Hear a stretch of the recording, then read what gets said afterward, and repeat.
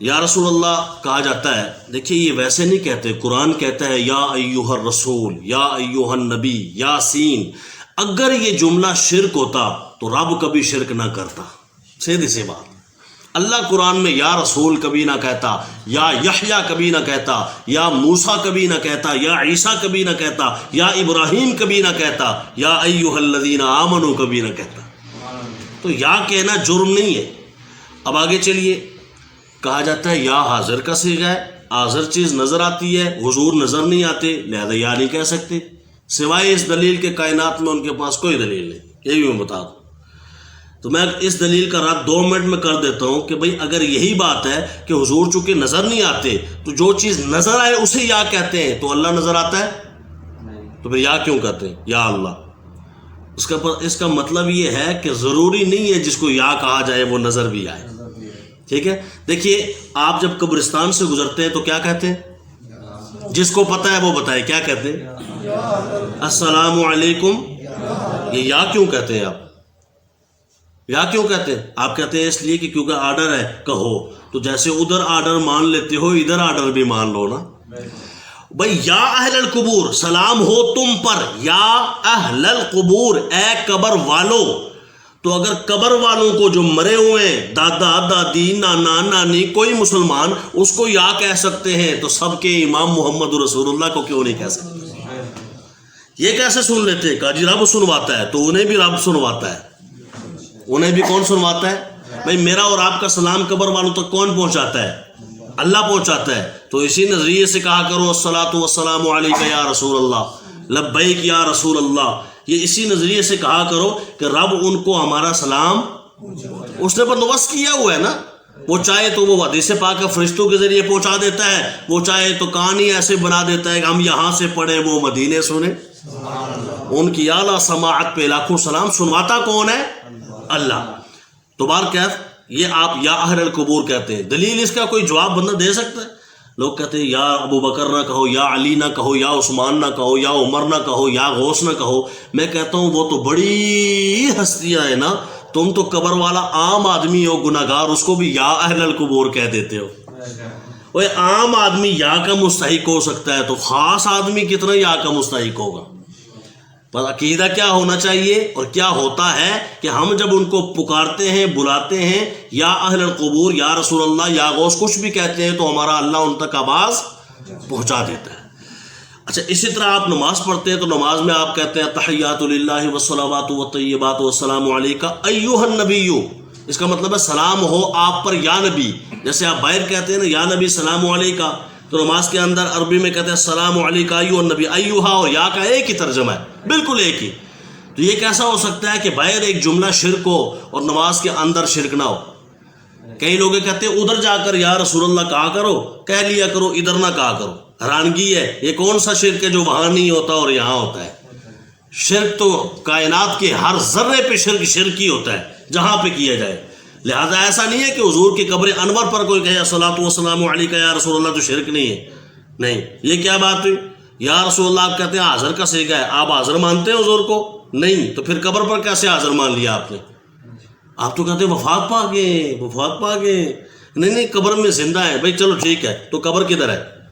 قبر تو باقاعدہ بہت نیچے تہ خانے میں ہے، اوپر تو حضور علیہ الصلوۃ والسلام کی قبر مبارک جو آپ کو نظر آ رہی ہے، آپ اس سے کتنا دور کھڑے ہوئے ہیں، کہاں قبر کہاں آپ کھڑے ہوئے، اور آپ چیخ بھی نہیں رہے، اونچا بھی نہیں کہہ رہے الصلاۃ والسلام، اونچا نہیں کہہ، آپ الصلاۃ والسلام علیکم، کیونکہ اس بارگاہ میں اونچا بولنا نہیں ہے نا۔ آئے گا قرآن کہتا ہے لا تجہروا، لا تجہروا، اونچا نہیں بولنا، ایسا نہیں بولنا مصطفیٰ کے سامنے جیسے ایک دوسرے کو بولتے ہو، ایسا نہیں بولنا، اونچی آواز نہیں ہونی، بالکل آہستہ آواز میں بولو الصلاۃ والسلام علیکم۔ تو منو مٹی تلے دور حضور علیہ الصلوۃ والسلام کا جسد اقدس تو کیسے سن لیا؟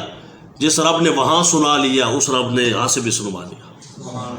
میں نے آپ کو کل پرسوں مثال دی تھی نا کہ سلیمان علیہ الصلوۃ والسلام دور سے آ رہے تھے، تو قرآن کہتا ہے سورۃ النمل میں کہ چیونٹی نے اپنی چیونٹیوں کو کہا جو ان کی ملکہ تھی، جلدی جلدی اپنے بلوں میں گھس جاؤ، سلمان کا لشکر آ رہا ہے کہیں تمہیں کچل نہ دے۔ چیونٹی کی قوت سماعت کئی میل دور سے اتنی ہو سکتی ہے، تو سلیمان دور سے ہی مسکرا پڑے کہ اسے کیا معلوم کہ نبی بھی جانتا ہے اللہ کی عطا سے. تو بہرکیف جب سلیمان علیہ السلام کے قوت سماعت کا حال یہ ہے تو پھر سلیمان علیہ السلام کے بھی آقا محمد رسول اللہ کی قوت سماعت کا عالم کیا ہوگا. یہی وجہ ہے کہ صحابہ کرام کا یہی نعرہ ہمیشہ ہوتا تھا. آپ دیکھ لیں کہ جب مسیلمہ کذاب جس نے نبوت کا دعویٰ کیا تھا، ٹھیک ہے، جیسے قادیانی ہے، اسی طرح وہ مسیلمہ کذاب حضور کے زمانے کے بعد تشریف لے آیا تھا، بکر صدیق کا زمانہ ہے. حضرت خالد بن ولید رضی اللہ تعالی عنہ کے سپاہی، آپ سپہ سالار تھے اور کمانڈر تھے، اور آپ کے ساتھ صحابہ کرام جنگ کرنے کے لیے مسلمہ کذاب سے گئے ہوئے تھے. جائیے جا کر پڑھ لیجئے، احادیث میں لکھا ہوا ہے. آپ ابن اسیر اٹھائیے، ابن کثیر اٹھائیے، تبری اٹھائیے، دوسری اٹھائیے، سب میں لکھا ہوا ہے کہ جب بھی صحابہ کرام اس مجمع میں بولتے تو کہتے تھے یا محمدہ، یا رسول اللہ ہماری مدد کیجیے، یہ لفظ تھے. اسی طرح ایک اور حدیث پاک ہے کہ حضرت عبداللہ، اور یہ حدیث پاک بخاری شریف میں امام بخاری نے ادب المفرد میں روایت کی ہے. اور کیا ہے یہ کہ حضرت عبداللہ بن عمر رضی اللہ تعالیٰ عنہ کا پاؤں مبارک سو گیا، تو کسی نے کہا آپ اسے یاد کیجئے نا جو سب سے زیادہ آپ کو پیارا لگتا ہو. تو آپ نے زور سے بولا یا محمدہ، اسی ٹائم پاؤں ٹھیک ہو گیا، اسی ٹائم. اور آج وہ علماء کہتے ہیں جس کے پاؤں میں پاؤں سو جائے نا تو اپنی محبوب چیز کو یاد کرے، انشاءاللہ اسی ٹائم ٹھیک ہو جائے گا. تو بہرکیف یہ ہے یا رسول اللہ کا.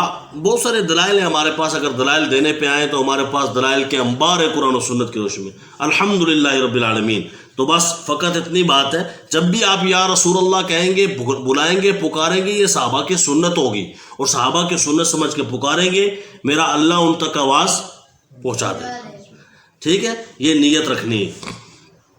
اسی طریقے سے آگے آپ جائیے تو وسیلہ کا ایک بہت بڑا موضوع ہوتا ہے کہ جی حضور سے وسیلہ جائز ہے کہ ناجائز ہے. تو قرآن پڑھیے، اللہ فرماتا ہے یا ایھا الذین آمنوا اتقوا اللہ وابتغوا الیہ الوسیلہ، اے ایمان والو اللہ تبارک و تعالی سے ڈرو اور اس تک پہنچنے کے لیے وسیلہ تلاش کرو.